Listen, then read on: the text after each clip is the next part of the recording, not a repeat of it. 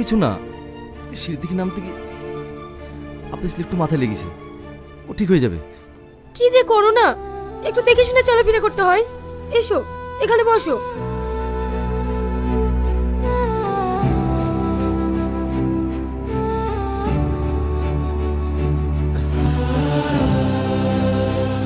কিরে, তুই আবার মন খারাপ করে বসে থাকলি কেন? একটুখানি লেগেছে, ও দুদিনের মধ্যে ঠিক হয়ে যাবে। তো কি দরকার ছিল অত তাড়াহুড়ো করে সিঁড়ি থেকে নামার? যদি কিছু হয়ে যেত? কি আর হতো, খুব জোর হলে মরে যেতাম। তোর মরার খুব শখ তাই না? তুই একবার ভেবে দেখেছিস তোর যদি কিছু হয় তাহলে আমার কি হবে? আবার তুমিও না উল্টো পাল্টা কথা বলে বন্ধুটাকে কাঁদিয়ে দিলে তো। তুমি শান্ত হও, যাও তোমরা হাত মুখ ধুয়ে আসো, আমি তোমাদের জন্য খাবার বাড়ছি।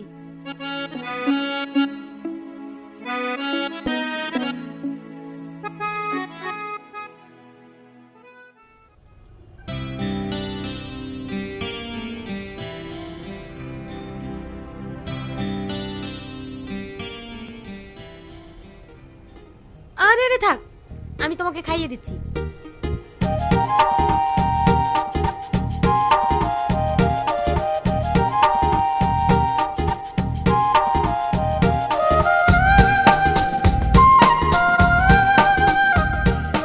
কি হলো, তুমি বসে থাকলে যে? খাও। হ্যাঁ খাচ্ছি।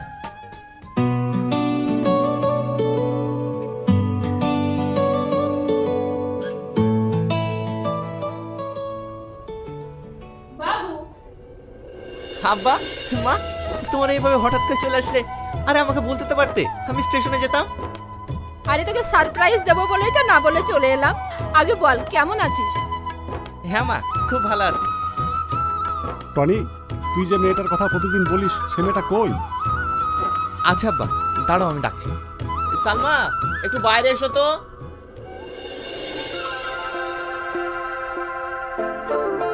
আন্টি কখন এসছেন? আপনারা ভালো আছেন তো? দেখেছো, একদিন ভিডিও কলে কথা বলেছি, তাই আমাদের চিনতে পেরে গেছে।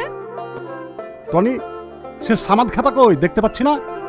ও একটু বাজারে গেছে আব্বা। আপনারা সবাই গল্প করেন, আমি আপনাদের জন্য রান্নার ব্যবস্থা করি। মেয়েটা খুব সুন্দর দেখতে, তাই না? হুম, যেমন সুন্দর দেখতে তেমন সুন্দর ব্যবহার। মা, তোমাদেরকে একটা কথা বলবো ভাবছি। কি কথা বল? মানে আমি সালমাকে অনেক ভালোবেসে ফেলেছি, ওকে আমি বিয়ে করতে চাই। এটা তো খুব ভালো কথা। এ কথাটা কি তুই সালমাকে বলেছিস? না মা, ওকে আমি সাহস করে বলতে পারি। তোর পাগল, এসব কথা না বললে হয়? মেয়েটাকে আমার খুব পছন্দ হয়েছে। সালমা, সালমা, এইদিকে এসো তো মা। কিছু বলছেন? হ্যাঁ, আমার পাশে এসে বসো, বলছি। টনি তোমাকে খুব ভালোবাসে, কিন্তু ও তোমাকে এই কথাটা বলতে পারেনি। তুমি যেভাবে আমার ছেলেকে আগলে রেখেছো, আমরা চাই এভাবেই সারা জীবন ওকে আগলে রাখো।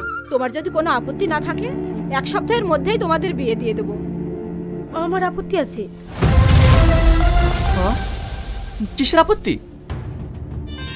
না আসলে আন্টি, আমি আপনার ছেলেকে বিয়ে করতে চাই, কিন্তু 1 মাস পর। আমি তো অন্য কিছু ভেবেছিলাম। ঠিক আছে, 1 মাস পরে তোমাদের বিয়ে হবে। আন্টি, ওদিকে রান্না হচ্ছে, আমি আসছি।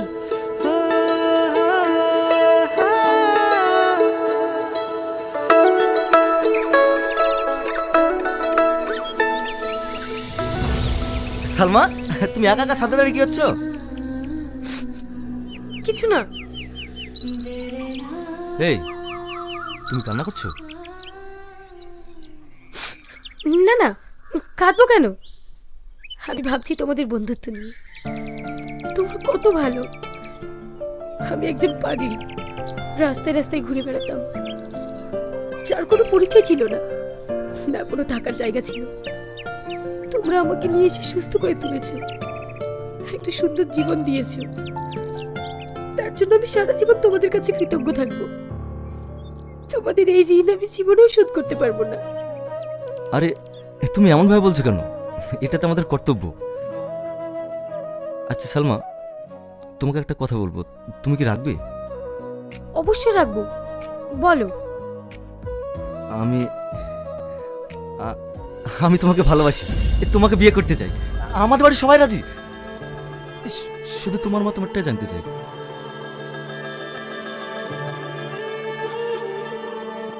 কি হলো, চুপ করে থাকলে যে? কিছু বলো। যদি তোমার অসুবিধা থাকে আমাকে বলতে পারো, আমি তোমাকে এই বিষয়ে কোনদিন কথা বলবো না। তার মানে তুমি রাজি না, তাই তো? আসলে আমি টনি। টনি, তুমি ওকে নিয়ে কোনো চিন্তা করো না। ও যদি আমাদের এই কথা শোনে না, ও আমার থেকে বেশি খুশি হবে। আচ্ছা ঠিক আছে, তোমাকে আমি বিয়ে করব, কিন্তু আজ থেকে 1 মাস পর। হ্যাঁ, তুমি সত্যি আমাকে বিয়ে করবা? আজ আমি ভীষণ খুশি। থামো, আমি এক্ষুনি টনিকে সুখবরটা জানিয়ে আসি। দাঁড়াও, আমার কিন্তু একটা শর্ত আছে। আমাদের বিয়ের আগে টনি কিন্তু যেন আমাদের বিয়ের কথাটা না জানতে পারে। আমরা দুজন মিলে ওকে সারপ্রাইজ দেব। কি সারপ্রাইজ? ঠিক আছে, তাই হবে। চলো নিচে চলো।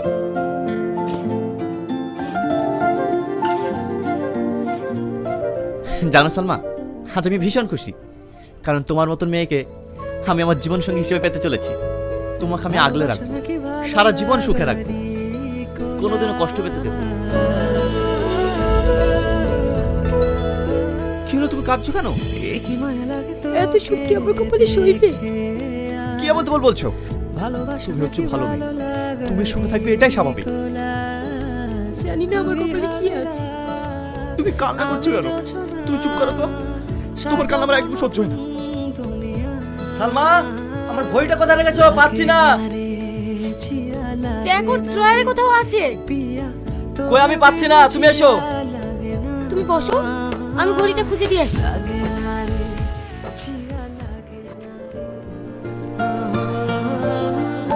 এই তো, তোমার হাতেই তো ঘড়ি। তোমাকে আমি ঘড়ির জন্য ডাকিনি। এখানে বসো, তোমার সঙ্গে কিছু কথা আছে। কি কথা? আমাদের সম্পর্কটা মাকে জানিয়েছি। মা তোমাকে ভিডিও কলে দেখতে চেয়েছি। থামো, ভিডিও কলটা লাগাই। না না, এখন না, বিকালে কথা বলি। থাক, বলতে হবে না, আমি মানা করে দিচ্ছি। রাগ করো না প্লিজ, তুমি ফোন লাগাও, আমি কথা বলছি। সালমা, সালমা, আসছি। তুমি মাকে ফোনটা লাগাও, টনি কি বলছে আমি শুনে আবার আসছি।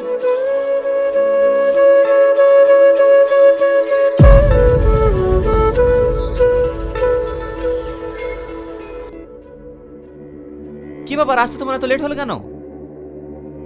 ঘড়িটা খুঁজে পাচ্ছিলাম না, ওই জন্য একটু লেট হয়ে গেল। আচ্ছা ঠিক আছে, চলো। সমাজ, চ একটা জায়গায় যেতে হবে। কোথায় যাবি? আরে চ তো।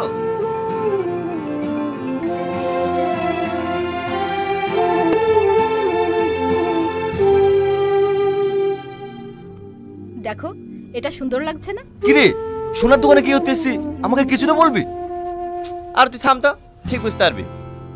বাবু দেখ তো তোরা এটা কেমন লাগছে।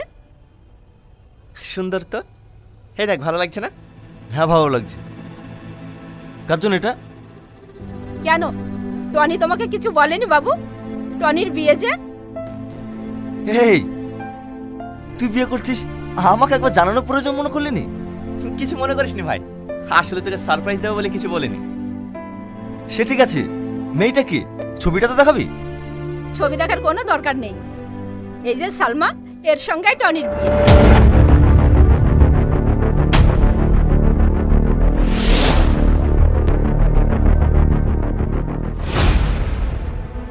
দাঁড়াও মা, একবার পরিয়ে দেখি।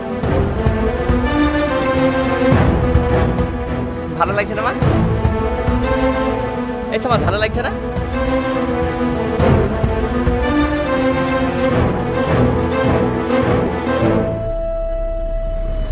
সমান, এই সমান, সমান।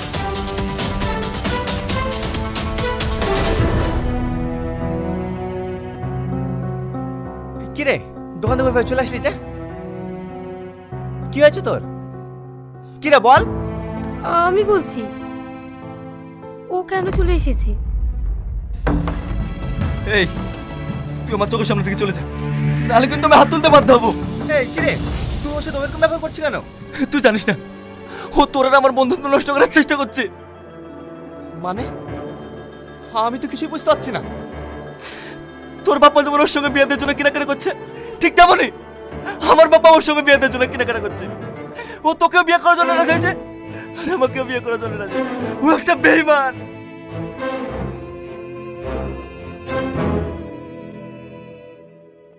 সালমা, আমাদের এটা কি বলছে?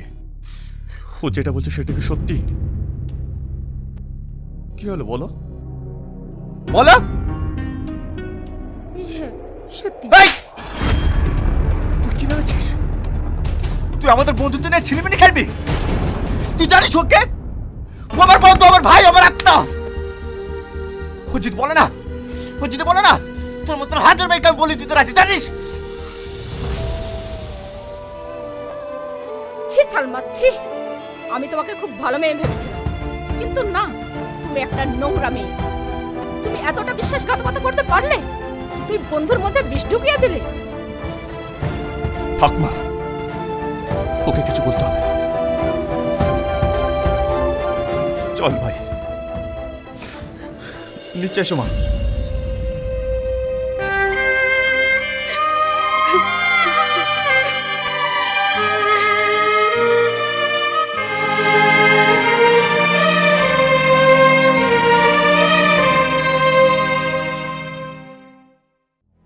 রেখেছি তোমার হৃদয়ের কোণে, স্মৃতির জানালায় ভালোবাসার বরণে।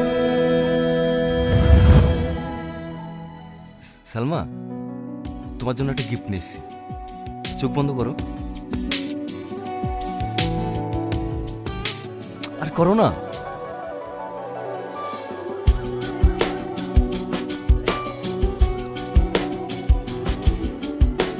এবার চোখটা খোলো।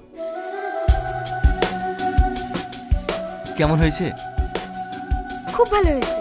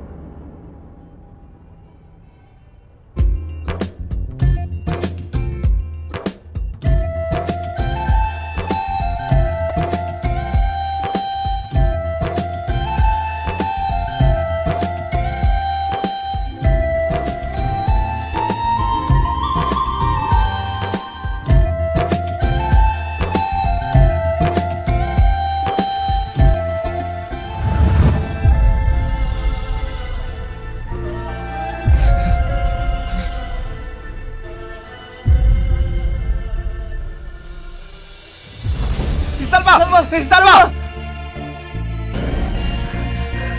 সালমা, সালমা কার দিকে কোথায় চলে গেল? আমি এত চেষ্টা করে আটকাতে পারলো না।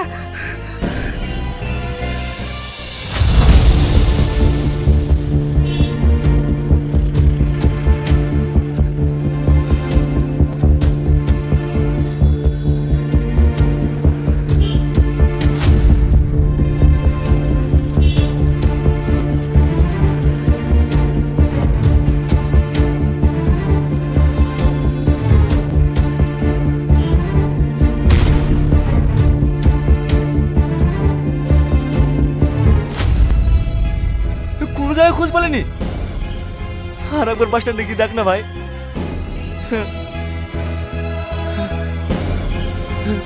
কি রে, কি বললো?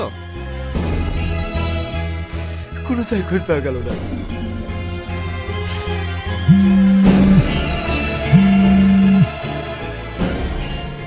হ্যালো, ঠিক আছে স্যার। এই সালমান খোঁজ পেয়ে গেছে, তাড়াতাড়ি আয়।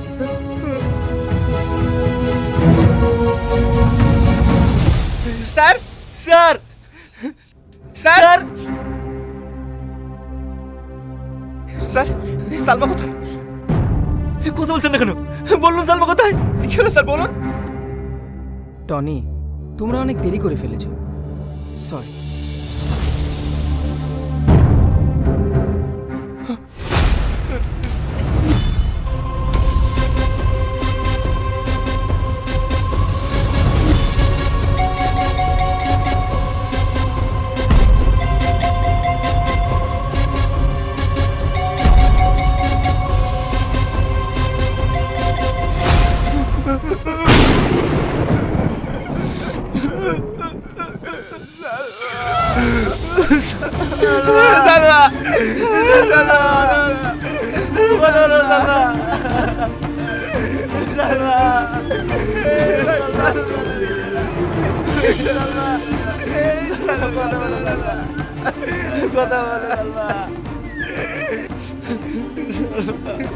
স্যার, স্যার, পেশেন্ট আপনাদেরকে এই চিঠিটা দিতে বলে গেছে।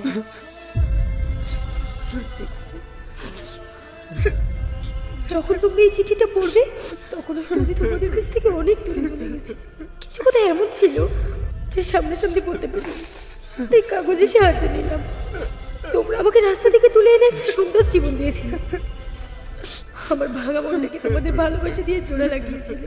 তোমরা যেদিন আমাকে বিয়ের প্রস্তাব দিয়েছিলে আমি না বলতে পারিনি, কারণ তোমরা যখন পরীক্ষা দিতে গিয়েছিলে তখন আমার মাথায় হঠাৎ যন্ত্রণা শুরু হয়।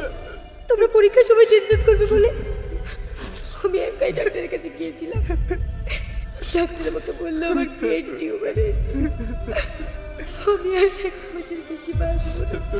তাই আমি চাইনি তোমাদের কারো মন ভাঙতে, তাই আমি তোমাদের দুজনের বিয়ে প্রস্তাবেই রাজি হয়েছিলাম। এটা যদি আমার ভুল হয়ে থাকে তোমরা আমাকে ক্ষমা করে দিও। আর একটা কথা, তোমরা যখন সবাই আমাকে অপমান করেছিলে আমার একটু কষ্ট হয়েছিল, কিন্তু আমি রাগ করিনি, কারণ আমি জানতাম তোমাদের এই রাগের পিছনেও ভালোবাসা লুকিয়েছিল। আর সেই ভালোবাসাটুকুই আমি শেষ নিঃশ্বাস পর্যন্ত আগলে রেখেছিলাম। আমি ছিলাম তোমাদের জীবনের ছোট্ট একটা অধ্যায় মাত্র। আমার জন্য তোমাদের বন্ধুত্ব যেন নষ্ট না হয়, আমার জন্য তোমাদের বন্ধুত্ব যেন নষ্ট না হয়। ভালো থেকো।